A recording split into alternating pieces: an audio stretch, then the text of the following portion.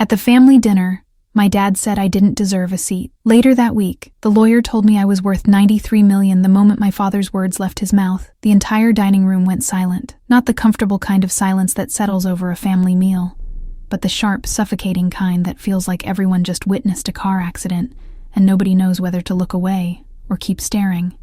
Honestly, Claire, I don't know why you even bothered showing up. You don't deserve a seat at this table. I was standing there with a casserole dish in my oven-mitted hands, the same green bean recipe I'd been bringing to these dinners for 23 years. The ceramic was still hot enough that I could feel the heat through the thick fabric. My father didn't even look up from his plate when he said it. He just kept cutting his pot roast, the knife scraping against the china in steady, deliberate strokes. My sister Vanessa, sitting directly across from where I'd been about to sit, didn't gasp or protest. She took a slow sip of her wine, and if I'm being completely honest, there was the faintest trace of a smile pulling at the corner of her mouth. My mother, positioned at the opposite end of the table from my father, carefully folded her napkin and placed it beside her plate, her eyes fixed somewhere just past my left shoulder. And my husband, Greg, the man who'd promised to stand by me through everything, suddenly became very interested in the pattern on his water glass. Nobody said a word. I'd driven 40 minutes to get here. I'd spent 3 hours that afternoon preparing the casserole, making sure the onions were crispy on top the way my father liked them, even though he'd never once thanked me for it.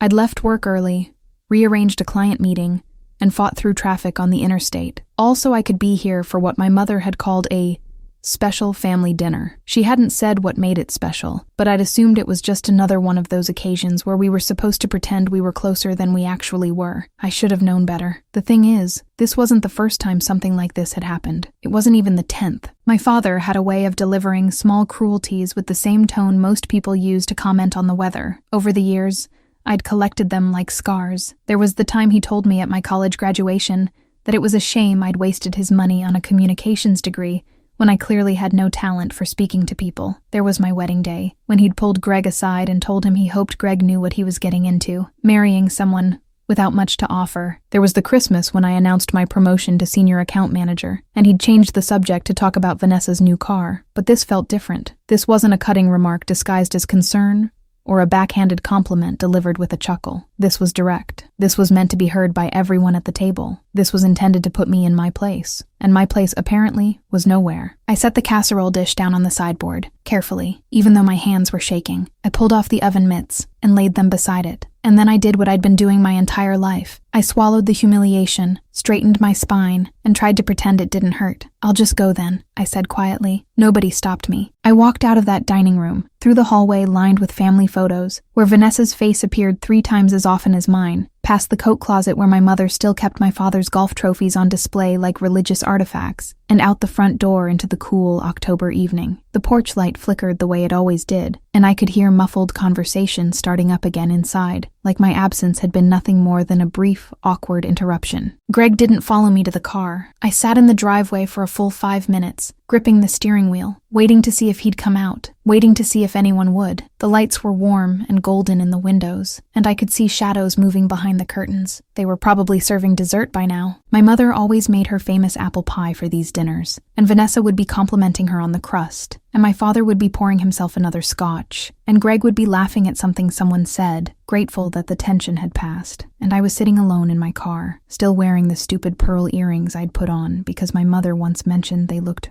respectable. When I finally drove away, I didn't cry. I was too numb for that. But somewhere between my parents' house and the highway entrance, a very clear thought formed in my mind. I was done. I didn't know what that meant yet. Not exactly. But I knew I couldn't keep doing this. I couldn't keep showing up, keep trying, keep hoping that one day they'd see me as something other than an inconvenience. I couldn't keep being invisible in my own family. Greg came home 3 hours later. I was sitting on the couch in the dark, still in my dress, still wearing those pearl earrings. He didn't turn on the light. He just walked past me into the kitchen, got himself a glass of water, and then stood in the doorway, backlit by the refrigerator light. "You shouldn't have left like that," he said. Not, "Are you okay?" Not, "I'm sorry that happened." Not, "Your father was completely out of line." Just a criticism. Just another way of telling me I'd done something wrong. He told me I didn't deserve to be there, Greg. He's just set in his ways. You know how he is. And you didn't say anything. There was a long pause. The refrigerator hummed. Somewhere down the street, a car door slammed. What was I supposed to say, Claire? Start a fight at your parents' dinner table?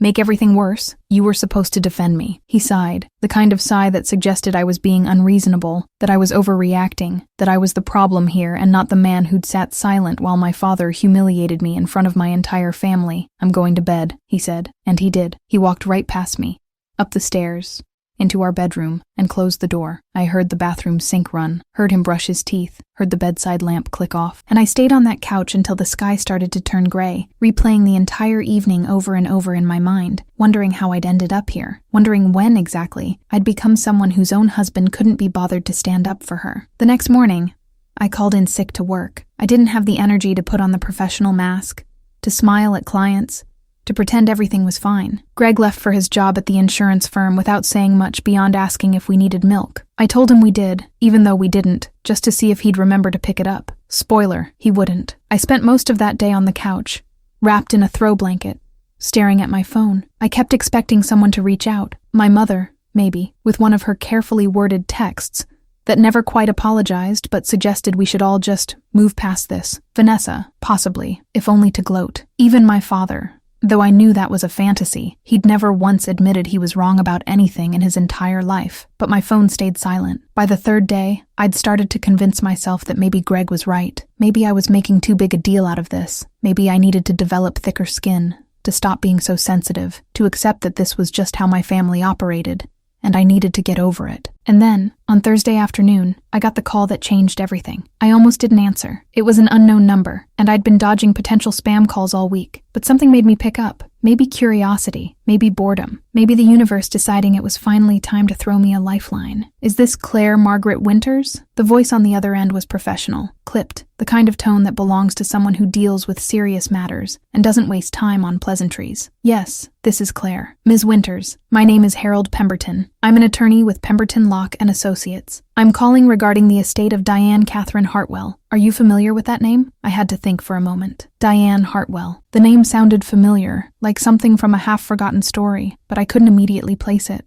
I'm not sure, I said slowly. Ms. Hartwell was your great-aunt on your mother's side. She passed away 6 weeks ago at the age of 91. I've been handling the distribution of her estate, and you are named as the primary beneficiary in her will, my great-aunt. I had a vague memory of meeting her once or twice when I was very young. A tall, elegant woman, with silver hair and a kind smile, who'd given me a porcelain doll that my mother later, accidentally, donated to a church sale. I hadn't seen her since I was maybe 7 or 8 years old. I didn't even know she'd still been alive. I don't understand. Why would she? Ms. Hartwell left very specific instructions in her will. She wanted her estate to go to you and you alone, not to be shared with other family members, and with very particular conditions attached regarding how and when you could access the assets. I'd like to schedule a meeting with you as soon as possible to go over the details. There are documents you'll need to sign, and there's quite a bit to discuss. How much? What kind of estate are we talking about? There was a pause, and I could hear papers rustling on the other end of the line. The current estimated value of the estate, after taxes and various holdings are liquidated, is approximately $93 million. I actually laughed. It was a short, sharp sound that came out before I could stop it, because surely I'd misheard. Surely he'd said 93,000, or maybe 930,000, because 93 million was an absurd number, a lottery winner number, a number that didn't belong in my life. I'm sorry, did you just say 93 million? Yes. Ms. Hartwell was a very successful investor, and she made several extremely profitable real estate acquisitions in the 1970s and 80s. She lived quite modestly despite her wealth, and she had no children of her own. According to her will, she wanted her assets to go to someone in the family who she believed had been overlooked and undervalued. Your name appears to be the only one listed. I sat down. I hadn't realized I'd been standing. $93 million. The family who'd spent my entire life telling me I wasn't good enough, wasn't smart enough, wasn't worth their time or attention. None of them had known about this. My father, who'd told me 3 days ago that I didn't deserve a seat at his table, had no idea that the aunt he'd probably barely remembered had chosen me. Just me. Ms. Winters, are you still there? Yes, I managed. Yes, I'm here. I have openings tomorrow afternoon or Monday morning. Which would work better for you? I looked around my living room. At the second-hand furniture Greg and I had bought when we first got married because we couldn't afford anything nicer. At the walls I'd been meaning to repaint for 5 years, but never had the money to hire someone or the time to do myself. At the stack of bills on the coffee table that I'd been strategically paying in order of which late fee would hurt us least. $93 million.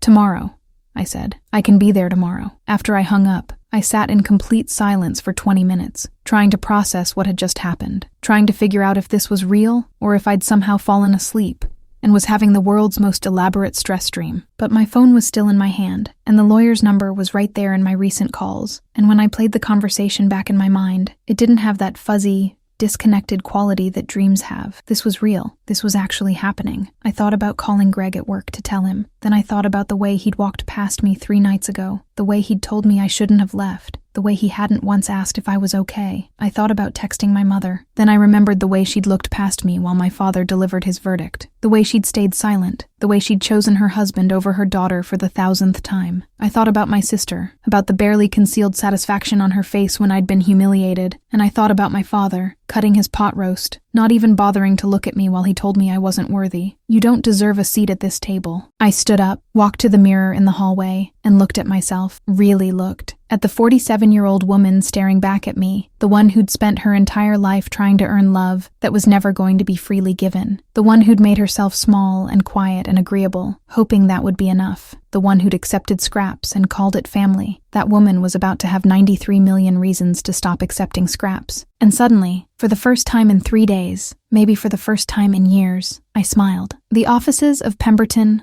Locke, and Associates occupied the 23rd floor of a sleek glass building downtown, the kind of place where the reception area had fresh orchids on every surface, and the furniture looked like it cost more than my car. I'd dressed carefully that morning, a navy blazer I usually saved for important client meetings, pressed slacks, my best leather handbag, but standing in that lobby, I felt like I was playing dress-up in someone else's life. The receptionist, a young woman with perfect posture and a headset that looked surgically attached to her ear, smiled at me with the kind of professional warmth that manages to be both genuine and completely impersonal. "Ms. Winters, Mr. Pemberton is ready for you. Conference room C, just down the hall to your left." Harold Pemberton was not what I'd expected. For some reason, I'd pictured someone elderly and stern, but the man who stood to greet me couldn't have been more than 50, with kind eyes behind wire-rimmed glasses, and a handshake that was firm without being aggressive.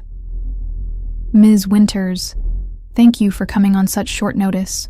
Please, have a seat." He gestured to a chair at a polished mahogany conference table that could have comfortably seated 12. "Can I get you anything? Coffee? Water?" "Water would be great, thank you." While he poured from a glass pitcher, I noticed the thick folder sitting on the table in front of the chair he'd been occupying. My name was written on a tab on the edge in neat, precise handwriting. "I imagine this has all been quite a shock," he said, settling back into his seat and folding his hands on the table. "Your great-aunt was a remarkable woman, very private, very deliberate in all her choices. I had the privilege of representing her for the last 15 years of her life. I barely remember her," I admitted. "I think I met her twice, maybe 3 times when I was a child. I didn't even know she was still alive until you called." Something shifted in his expression, not quite pity, but understanding. "That was by design, I'm afraid. Ms. Hartwell had a complicated relationship with your mother's side of the family. She felt that she'd been pushed out, marginalized, particularly after she chose not to marry or have children. She watched from a distance, though. She kept track." He opened the folder and pulled out what looked like a handwritten letter, the paper slightly yellowed with age, the ink a deep blue. "She wrote this approximately 7 months before she passed. She wanted me to read it to you in person when the time came. With your permission." I nodded,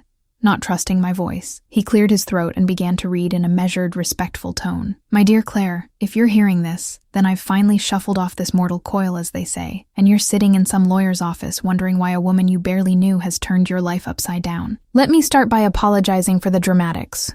I always did have a flair for the theatrical, but more than that, let me tell you why I chose you. I've watched you from afar for most of your life, through the occasional family newsletter your mother sent out, through a private investigator I hired about 10 years ago. Don't be alarmed. I simply wanted to know how you were doing, and through observations I made during the few times I saw you in person before your family decided I wasn't worth including anymore. What I saw was a girl, and then a woman, who reminded me painfully of myself. Someone who tried so hard to be what her family wanted, who bent herself into shapes that didn't fit, who gave and gave and gave and received nothing but criticism in return. I saw someone being slowly erased by people who should have cherished her. I made my money through real estate, through investments, through being willing to take risks that other people thought were foolish. I lived modestly because I didn't need much, and because I learned early on that wealth doesn't make people love you, it just makes them need you, which is not the same thing at all. I have no children, no husband, no one who depended on me or cared for me in my final years beyond the staff I paid to do so, and I realized, as I got older, that I didn't want my money to go to the same family members who'd dismissed me, who'd decided I wasn't worthy of their time or attention, because I'd chosen a different path. But you, Claire, you deserve more than what they've given you. You deserve to know what it feels like to have choices, to have freedom, to have power. Use this money wisely. Use it to build the life you actually want, not the life they've told you should want. And if that means walking away from all of them, then walk away with your head held high. You don't owe them your presence. You don't owe them your peace. You don't owe them anything at all. With love and hope for your future, Aunt Diane. The silence that followed felt heavy and full. I realized my vision had gone blurry, and when I blinked, tears spilled down my cheeks. I wiped them away quickly, embarrassed. But Mr. Pemberton simply pushed a box of tissues across the table and waited patiently while I collected myself. She knew, I said finally, my voice rough. She knew what it was like. She did, and she wanted to make sure you had a way out. He pulled another document from the folder, this one clearly legal and dense with text. Now, let's talk about the practical matters. The estate is structured in a way that gives you complete control, but there are some conditions attached. Conditions that Ms. Hartwell insisted upon for your protection. He walked me through it all. The money was held in a trust that I would have full access to starting immediately, but there were built-in protections to prevent anyone else from claiming it or pressuring me into sharing it. The trust was set up so that Greg, as my spouse, had no legal claim to it whatsoever. If we divorced, he would receive nothing from this inheritance. It was mine alone, completely separate from any marital assets. There were investment properties in 3 states that generated steady rental income. There was a diversified stock portfolio that had been carefully managed for decades. There was a house in Vermont that had been in Diane's family for generations, now mine if I wanted it. And there was a lump sum of accessible cash, $5 million, that would be transferred to a new bank account in my name within 48 hours. Your great-aunt was very specific about wanting you to have immediate access to liquid assets, Mr. Pemberton explained. She didn't want you to feel trapped while the larger pieces of the estate were being processed. This $5 million is yours to do with as you please. The rest will be fully transferred and accessible within 90 days, once all the legal requirements are satisfied. $5 million in 2 days. I couldn't even conceptualize that. I'd spent 20 years worried about whether we could afford to repair the washing machine, or if I should postpone a dental appointment to save money. There's one more thing, he said, and his expression grew more serious. Ms. Hartwell included a clause in her will that specifically prohibits you from giving any portion of this inheritance to your parents or your sister. If you do, the trust will be dissolved, and the money will go to charity. She was very clear about this. She didn't want you to be pressured into sharing with the people who'd spent your life making you feel worthless. I almost laughed. Even from beyond the grave, Aunt Diane was protecting me from my own tendency to try to buy love and approval. She really thought of everything. She had a lot of time to think about it, and she cared about you, Ms. Winters, even if you didn't know each other well. She saw something in you worth protecting. We spent the next hour signing documents, reviewing investment statements, discussing tax implications and legal protections. Mr. Pemberton explained that he would continue to serve as the trustee and financial advisor if I wanted him to, or I could hire someone else. It was entirely my choice. He gave me the contact information for a financial planner who specialized in sudden wealth, warning me that people who came into large sums of money often made mistakes in the first year if they didn't have proper guidance. Take your time, he advised as we wrapped up. Don't make any major decisions right away. Let yourself adjust to this new reality, and be careful about who you tell. Money has a way of changing relationships, and not always for the better. I thanked him and left,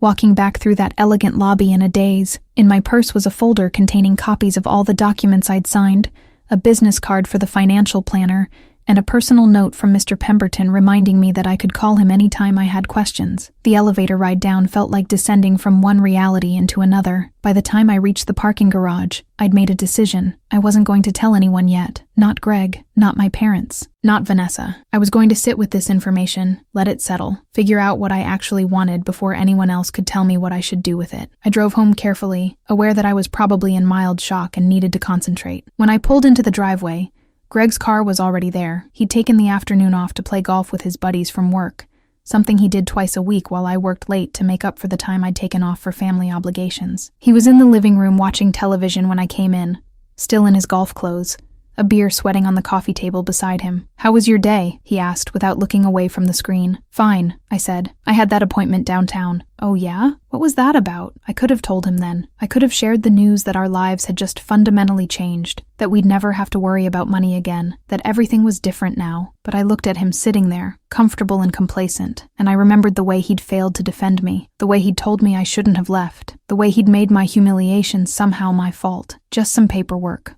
I said. "Nothing important." He grunted acknowledgement and turned up the volume. I went upstairs to our bedroom, closed the door, and sat on the edge of the bed with the folder in my lap. $93 million.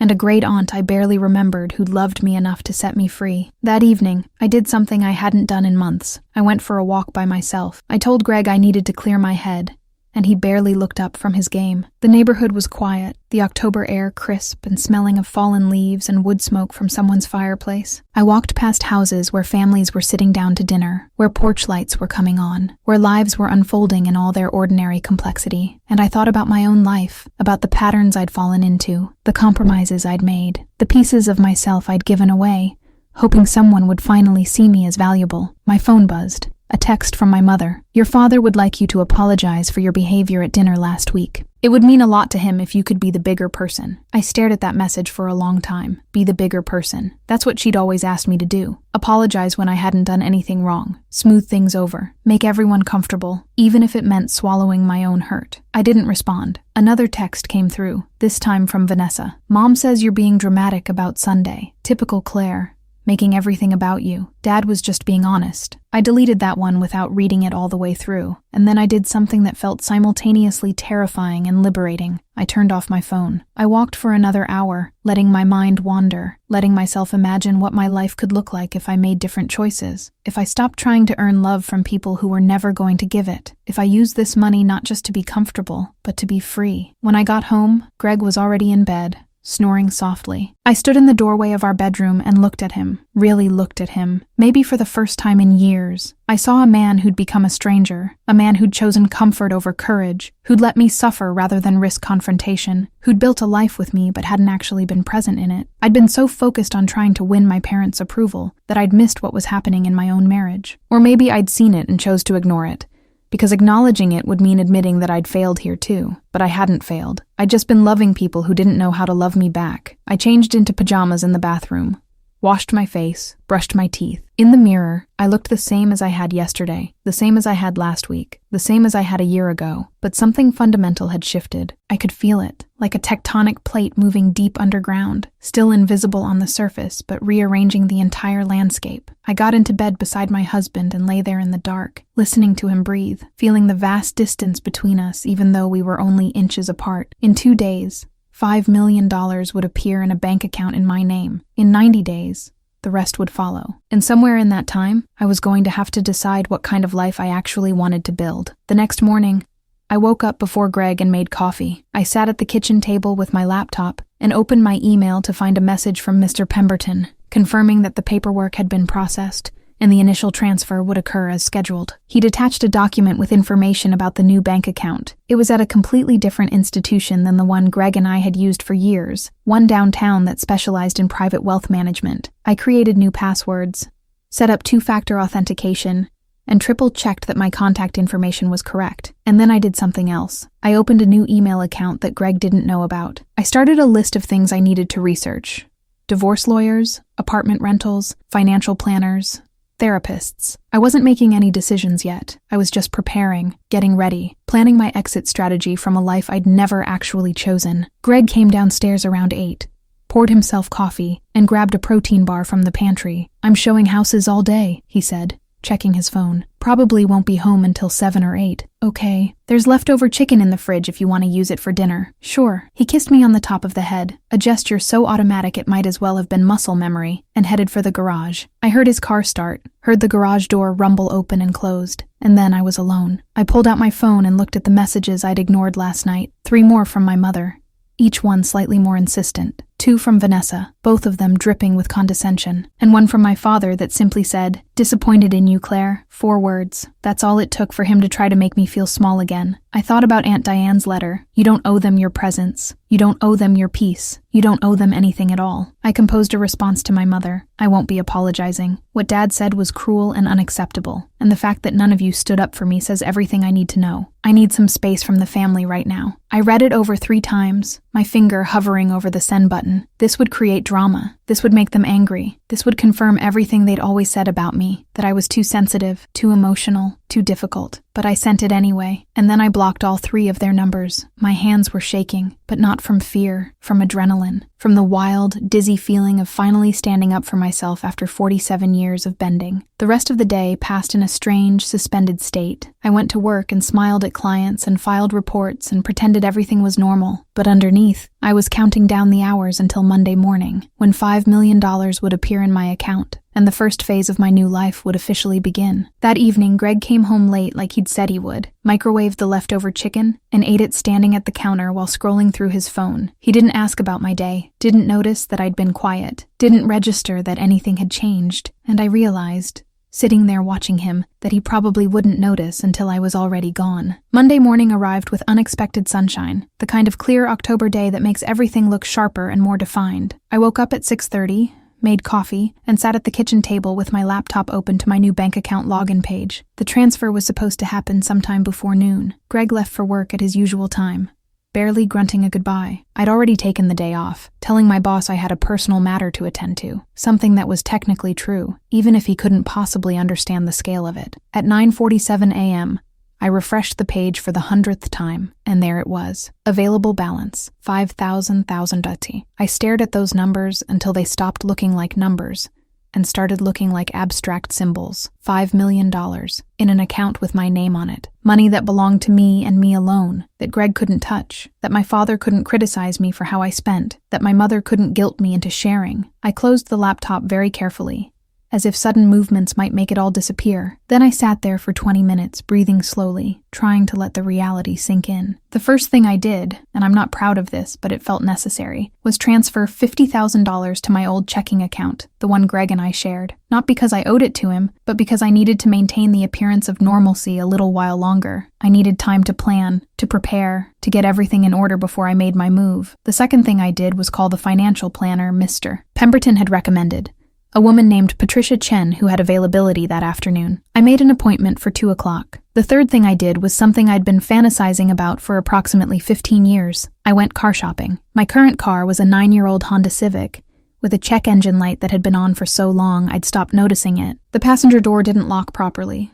The air conditioning only worked on the highest setting, and there was a mysterious rattle that 3 different mechanics had failed to diagnose. It got me where I needed to go, but only just barely. I drove that car to a luxury dealership on the north side of town, the kind of place I'd never even considered walking into before. The showroom was all glass and gleaming chrome, and a silver-haired salesman in a perfectly tailored suit approached me with the kind of smile that suggested he'd already sized me up and found me wanting. "Can I help you?" he asked, in a tone that implied he doubted it. "I'm looking to buy a car," I said. "Today, cash." His smile shifted, became more genuine. "Well then, let's find you something perfect." 2 hours later, I drove out of that dealership in a midnight blue Audi A6, the kind of car I'd seen in magazines but never imagined owning. The leather seats were heated. The sound system was extraordinary.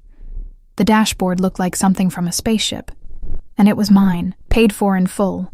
No financing, no monthly payments, no asking Greg's permission.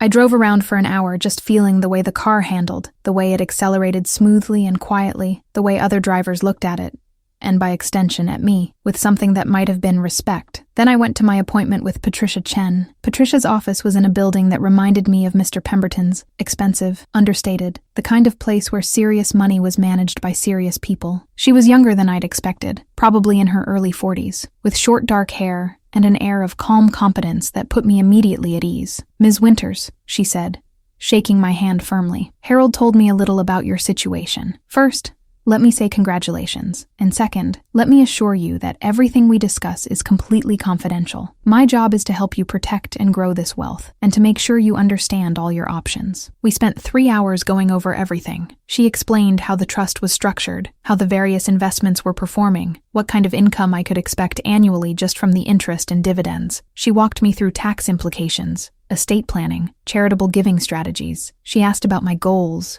my concerns, my relationship status. That's when I told her the truth. "I'm probably going to get divorced. I said, the words coming out more easily than I'd expected. I just haven't told my husband yet. Patricia didn't look surprised or judgmental. She simply nodded and made a note on her legal pad. Then we need to make absolutely certain that this inheritance is protected. Harold set up the trust with that in mind, but there are additional steps we should take. I'm going to recommend you speak with a family law attorney sooner rather than later, just to understand your rights and options. She gave me 3 names. I took pictures of their contact information with my phone. One more thing, Patricia said as we were wrapping up. I've worked with a lot of people who've come into sudden wealth, and the biggest mistake they make is telling too many people too soon. Money changes relationships. People you thought you could trust will surprise you, and not always in good ways. So be strategic about who you tell and when you tell them. I haven't told anyone yet, I admitted. Not even my husband. Good. Keep it that way until you're ready, until you have a plan. And even then, be careful. I left her office with a leather portfolio full of documents and a head full of possibilities. The sun was starting to set, painting the sky in shades of orange and pink, and I sat in my new car in the parking garage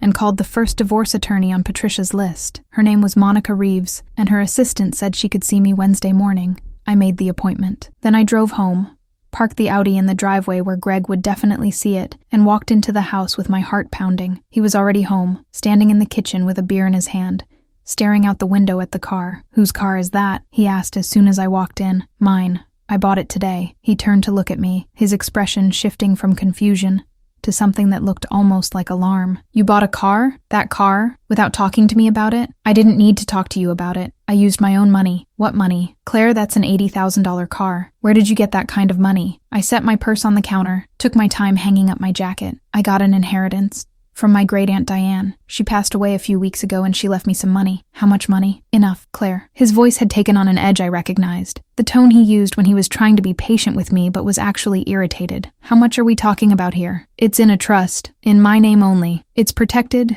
legally separate from our marital assets." I watched him process that information, saw the moment he understood what I was really saying. "How much?" he asked again, more forcefully. "That's not really your concern, Greg." His face flushed. "Not my concern? We're married. What's yours is mine, and what's mine is yours. That's how this works." "Actually, no, not with inherited money, especially not with money that's been placed in a trust specifically designed to protect it from spousal claims." "Did you seriously just buy an expensive car without even discussing it with me? After I've spent 20 years working my ass off to support this household?" There it was. The resentment he'd apparently been carrying, now bubbling to the surface because I'd done something that shifted the power dynamic. "I've been working too, Greg, for the same 20 years. I've contributed to this household just as much as you have." "Yeah. With your little marketing job that pays what, $50,000 a year? Little marketing job. As if my career was somehow less valid than his work selling insurance. As if the fact that he made slightly more money meant he'd been carrying me all this time. "I'm not having this conversation right now," I said quietly. "I bought a car with my own money. That's the beginning and end of the story. Like hell it is. We need to talk about this inheritance. We need to talk about what you're planning to do with it. I've already talked to a financial planner. I've talked to lawyers. I have a plan. And you didn't think to include me in any of that?" I looked at him, really looked at him, and remembered the way he'd sat silent at that dinner table while my father humiliated me. Remembered the way he'd told me I shouldn't have left. Remembered every time he'd chosen the easy path over standing up for me, chosen comfort over courage, chosen everyone else's feelings over mine. "No," I said simply. "I didn't." He stared at me like he was seeing a stranger, and maybe he was. Maybe I was finally becoming someone he didn't recognize, someone who didn't automatically defer to him, who didn't apologize for taking up space, who didn't need his permission to make decisions about her own life. "We're going to talk about this later," he said finally, "when you've calmed down," when I'd calmed down. As if my clarity was some kind of emotional overreaction that would pass if he just gave me time to come to my senses. I didn't bother responding. I just went upstairs, closed the bedroom door, and called Monica Reeves's office again to confirm my Wednesday appointment. That night, Greg slept in the guest room. He didn't say he was going to. He just took his pillow and a blanket and disappeared down the hall after dinner, leaving me alone in the bed we'd shared for over 2 decades. I should have felt sad, or guilty, or worried about what this meant for our marriage. Instead, I felt relieved. The next day, I went to work and submitted my 2 weeks' notice. My boss was shocked. I'd been with the company for 8 years. I was reliable. I had good client relationships. He asked if I'd reconsider, offered me a raise, wanted to know if someone had made a better offer. "I'm just ready for a change," I told him. "It's time." I spent my lunch break looking at apartments, not houses.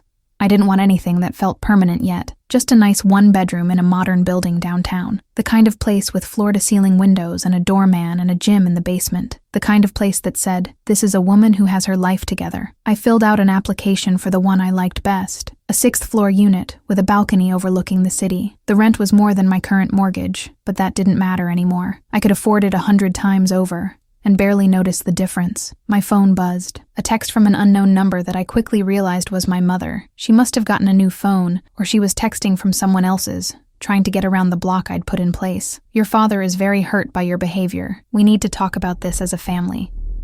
I deleted it. Another text 5 minutes later. "Ignoring us won't solve anything. You're being childish."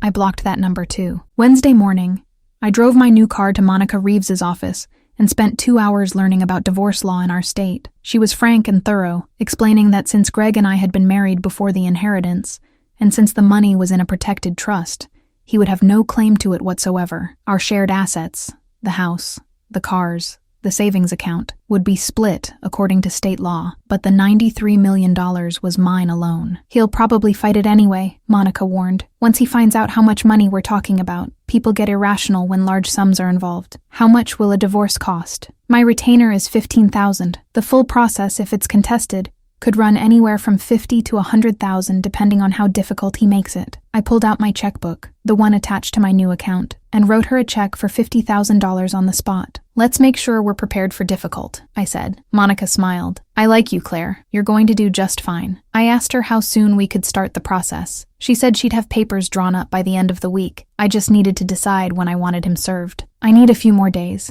I said. "There are some things I need to take care of first." That afternoon, I went back to the apartment building and signed a lease. The apartment would be ready for move-in on the 1st of November, just 2 weeks away. I paid the first and last month's rent plus the security deposit, all by check, and walked out with a set of keys in my hand. I was building an exit strategy, piece by piece, step by step, creating a life that didn't include Greg or my parents or Vanessa or anyone who'd spent years making me feel small. That evening, I came home to find Greg's car gone and a note on the kitchen counter. "Went to Rick's to watch the game. Don't know when I'll be back." I read that note 3 times, looking for any indication that he was worried about our marriage, that he wanted to fix things, that he cared about what was happening between us. There was nothing, just information about his plans, delivered with the same energy he'd used to tell me he was picking up milk. I crumpled the note and threw it in the trash. Then I poured myself a glass of wine, expensive wine I'd bought that afternoon from a shop I'd never been able to afford before, and sat on the back patio watching the sunset. My phone rang. "Mr. Pemberton." "Ms. Winters. I hope I'm not calling at a bad time. I wanted to let you know that the remaining estate transfers are ahead of schedule. Everything should be fully liquidated and in your account by the end of this week, rather than the original 90-day timeline." "This week?" "Yes. The real estate transactions went through faster than expected, and the stock transfers have been approved. By Friday, you should have full access to the complete inheritance." I thanked him and hung up. Then I sat there, wine glass in hand, and did the math. In 3 days, I would have $93 million. In 2 weeks, I would move into my own apartment. And somewhere in between, I was going to tell Greg I wanted a divorce. The old Claire, the one who'd spent her whole life trying to keep everyone happy, trying to avoid conflict, trying to be small enough that nobody would notice her enough to hurt her, that Claire would have been terrified. But the new Claire, the one who was emerging like a butterfly from a cocoon she'd been trapped in for far too long, that Claire was ready. Friday afternoon, I checked my bank account and saw a number so large it didn't even look real. $93,247,931.42. $93,247,831.42. I stared at that number for a long time, waiting to feel something dramatic. Elation, maybe, or disbelief, or fear. But what I actually felt was calm, grounded, like a foundation had been poured beneath my feet after years of standing on shifting sand. I called Patricia Chen and told her the money had arrived. "Good," she said. "Now the real work begins. But first, take the weekend.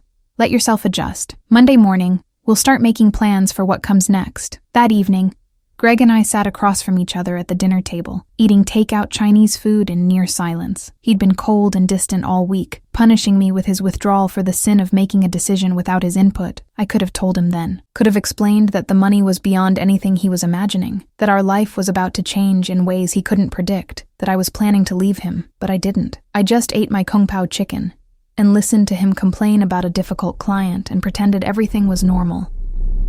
Because I'd learned something important over the past week. I didn't owe anyone my truth until I was ready to give it. And I wasn't ready yet. Not quite yet. The call came on a Tuesday morning, 2 weeks after the full inheritance had cleared. I was in my new apartment. I'd moved in over the weekend while Greg was at a work conference in Chicago, unpacking boxes and arranging furniture that had been delivered the day before. Real furniture. The kind I'd always admired in catalogs but never thought I could afford. A cream-colored sofa that felt like butter. A dining table made from reclaimed wood. Art for the walls that wasn't mass-produced prints from Home Goods. My phone buzzed with my mother's number. Not the blocked one, but her actual cell phone. I'd been avoiding her calls for weeks, but something made me answer this time. Claire. Her voice was tight. Strained. We need to talk. Now. I'm actually in the middle of something. Your father is at the hospital. He had a heart attack last night. The world tilted slightly. Whatever else my father was, however much he'd hurt me, he was still my father. The man who'd taught me to ride a bike, who'd come to my elementary school plays, who'd existed in my life long before he'd decided I wasn't worth his respect. Is he okay? He's stable. But Claire, we need to discuss something important. Vanessa said. She paused,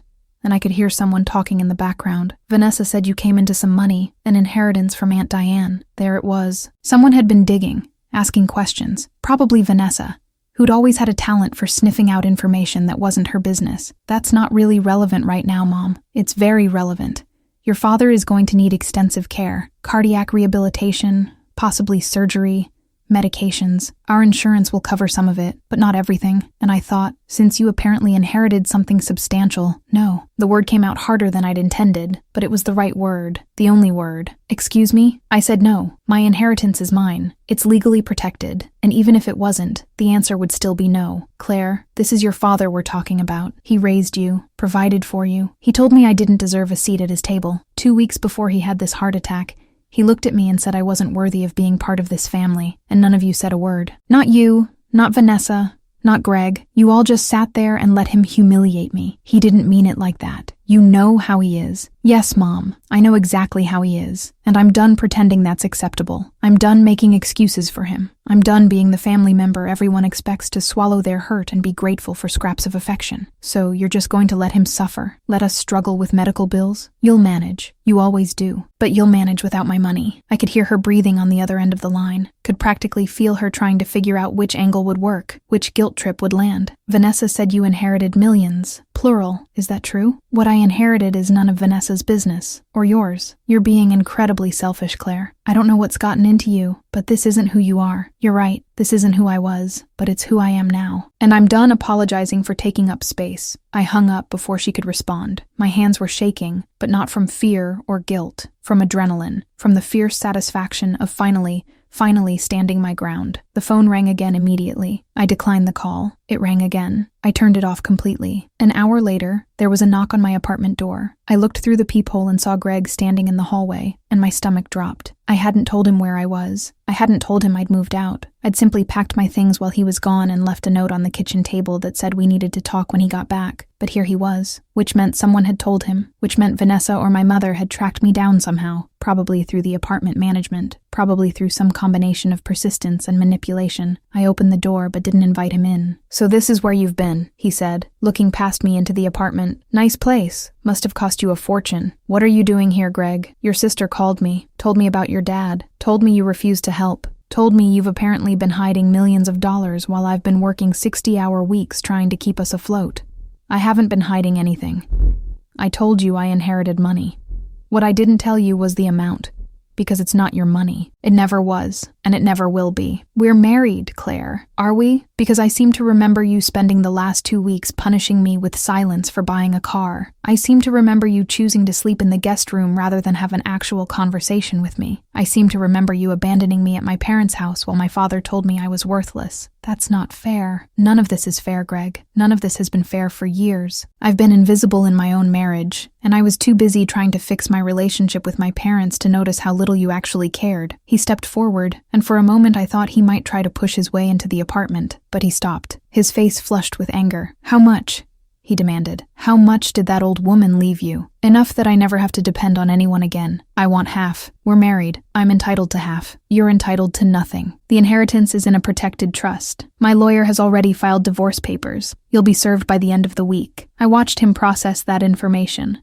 watched his expressions cycle through disbelief, rage, and something that might have been panic. "You can't do this. I already have. You'll get your share of our marital assets. The house, the old car, the savings account. But the inheritance is mine. That's not negotiable. Claire, please." His voice shifted, became softer, almost pleading. "Don't do this. We can work this out. I know I haven't been perfect, but we can go to counseling. We can fix this." "I don't want to fix it anymore. I'm tired, Greg. I'm tired of being the only one trying. I'm tired of being treated like I'm less important, less valuable, less worthy of basic respect. I'm done." "So you're just going to throw away 23 years of marriage?" "No, you threw it away years ago. I'm just finally acknowledging it." He stood there for another long moment, and I could see him trying to figure out if there was anything he could say that would change my mind. But there wasn't. That bridge had burned, and I was standing on the other side watching the ashes scatter. "You're going to regret this," he said finally. "When that money's gone, and you're alone, and you realize you gave up everything for nothing. The only thing I'm giving up is people who never valued me in the first place. That's not nothing. That's freedom." I closed the door in his face, locked it, and stood there listening to his footsteps retreat down the hallway. Then I walked to the window and looked out at the city spread below me, at the life I was building, at the future that was finally entirely mine. My phone, turned back on, buzzed with a text from Monica Reeves. "Divorce papers ready. Should I proceed with service?" I typed back, "Yes, proceed." The next few weeks unfolded like a carefully choreographed dance, where I knew all the steps, but nobody else had seen the routine. Greg tried to contest the divorce, claiming that I was hiding assets, and that he deserved compensation for the years he'd supported me. Monica shut that down with documentation, showing the inheritance was separate property and that our income over the course of the marriage had been relatively equal. He tried to drag it out, insisted on mediation, brought in his own lawyer who made a lot of noise but ultimately couldn't change the law. My mother called 17 times. I answered none of them. Vanessa showed up at my office, my new office, at a marketing consultancy I'd started on my own, funded with inheritance money, and tried to guilt me into doing the right thing for the family. I had security escort her out. My father sent a letter, not an apology, but a carefully worded request for financial assistance, framed as though he were doing me a favor by allowing me to help him. I sent it back unopened, and through it all, I worked with Patricia to set up a foundation. Not a huge one, not something that would make headlines, but a small, focused charitable fund that would support women leaving abusive or controlling relationships, women who needed money for security deposits on apartments, for lawyer fees, for the practical costs of starting over. I named it the Diane Hartwell Foundation, and I funded it with $5 million. It wouldn't change the world, but it would change some lives. And that felt like the right way to honor the woman who'd changed mine. 3 months after that dinner where my father told me I didn't deserve a seat at his table, I hosted my own dinner. Not a family dinner, but a celebration with the friends I'd been neglecting for years, while I focused on trying to win my family's approval. Sarah, who I'd known since college, Marcus and James, a couple I'd met through work, Lisa, my former boss, who'd become a genuine friend after I left the company. We ate good food and drank better wine, and we laughed until my sides hurt. And nobody made me feel small or invisible or less than. Nobody questioned my choices or criticized my decisions, or suggested I should be grateful for scraps. And when Lisa raised her glass in a toast to Claire, who finally figured out what she deserves, I felt something click into place inside my chest, something that felt like peace. The divorce was finalized on a Tuesday in January. Greg got the house. I didn't want it anymore, didn't want to live in a space filled with memories of trying and failing to be enough. He got half the savings account, which amounted to about $40,000. He got the old Honda Civic, and he got to walk away knowing he'd had his chance and blown it. I got my freedom. My mother made one last attempt to reach out, showing up at my apartment building and convincing the doorman to let her up by claiming it was an emergency. When I opened the door and saw her standing there, my first instinct was to slam it shut again, but something made me stop. 5 minutes, I said. She came inside and stood in my living room, looking around at the art on the walls, the expensive furniture, the floor-to-ceiling windows with their view of the city. "You've done well for yourself," she said quietly. "Yes, I have. Your father misses you." "No, he doesn't. He misses the idea of having someone to criticize. He misses having power over me. But he doesn't miss me, because he never actually saw me." She was quiet for a long moment. "I know I haven't been the mother you needed." It was the closest thing to an apology I'd ever heard from her. And it wasn't even really an apology, just an acknowledgement, vague and non-committal. "No," I agreed. "You haven't.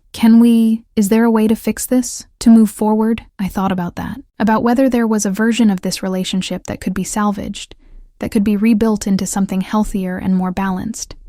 "Maybe," I said finally. "But not right now. Right now I need distance. I need to figure out who I am without constantly trying to be who you all wanted me to be. And if you actually care about having a relationship with me someday, you'll respect that. How long? I don't know. A year, maybe more. I'll reach out when I'm ready. But Mom, if I do reach out, things will be different. I won't be the daughter who apologizes for existing. I won't be the one who makes herself small so everyone else can feel big. And if you and Dad can't accept that, then there won't be a relationship at all. She nodded slowly, and for the first time in my life, I saw her actually hearing me. I'll tell him, she said. After she left, I stood at the window and watched her walk to her car, watched her sit in the driver's seat for a long time, before finally starting the engine and pulling away. I didn't know if we'd ever repair what was broken. I didn't know if my father would ever acknowledge the damage he'd done, or if Vanessa would ever stop seeing me as competition, or if my mother would ever choose me over keeping the peace. But I knew that I would be okay either way. Because I'd finally learned the most important lesson. I didn't need their approval to deserve a seat at the table. I could build my own table, invite people who actually valued me, and create the family I'd always deserved. 6 months later, I was sitting on the balcony of my apartment on a warm summer evening, reading a book and drinking iced tea, when my phone rang with an unknown number. I almost didn't answer, but curiosity won out. Claire Winters? A woman's voice, unfamiliar. Yes? My name is Jennifer Hartwell. I'm Diane's, your great-aunt's, niece on her late husband's side. I got your number from Harold Pemberton. I hope that's okay. Of course. Is everything all right? Everything's fine. I wanted to reach out because I've been going through some of Diane's personal effects that were in storage, and I found something I think you should have. Letters. Dozens of them. Letters she wrote to you over the years but never sent. My breath caught. Letters to me? Yes. She wrote to you regularly, especially in the last decade of her life. She'd follow your life from a distance. She was quite good at that. And she'd write these long letters telling you about her own experiences, offering advice, sharing stories. She told me once that writing to you helped her feel less alone, that even though you didn't know she was watching over you, it mattered to her that someone like you existed in the world. I felt tears prick at my eyes. I'd love to have them, if you're comfortable sharing them. I'll mail them to you. But Claire, there's one more thing. In her final letter, the one she wrote about a month before she died, she said something I think you need to hear. She said, "Tell Claire that the money is just money." What I really wanted to give her was permission. Permission to walk away from people who diminish her. Permission to build a life that makes her happy, instead of making everyone else comfortable. Permission to be brave. That's what she wanted me to pass along. After we hung up, I sat on that balcony for a long time, watching the sun set over the city, thinking about a woman I'd barely known who'd loved me enough to set me free. The letters arrived a week later in a carefully wrapped package. I read them all in one sitting, tears streaming down my face as I discovered the aunt I'd never gotten to know. She wrote about her own struggles with family expectations, her decision to never marry, her journey to building wealth and independence. She wrote about watching me grow up from afar, about seeing my potential, about wishing she could protect me from the same mistakes she'd made. And in that final letter, written in a shaky hand that suggested she'd known her time was running short, she wrote, "Dear Claire, if you're reading this, then you've received your inheritance and you're standing at a crossroads. You can use this money to try to buy love from people who will never truly give it, or you can use it to build the life you actually want. Choose wisely, choose bravely, choose yourself. You deserve so much more than you've been given. You deserve the world. Go take it. With all my love,